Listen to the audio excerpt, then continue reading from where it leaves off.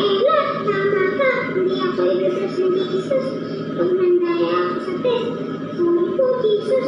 Hindi ko na pulitin. Magiging manis na po ako sa susunod. Hayaan mo, Kiko. Lagi kitang tutulungan sa pag-review para parehas tayo makaperfect sa test. Salamat, Ella. Hindi talaga kitang best friend. Sorry din kasi di ako nakulit. Napakalaman ko kasi nanood ko rin ako. Nag-iyak. Hindi.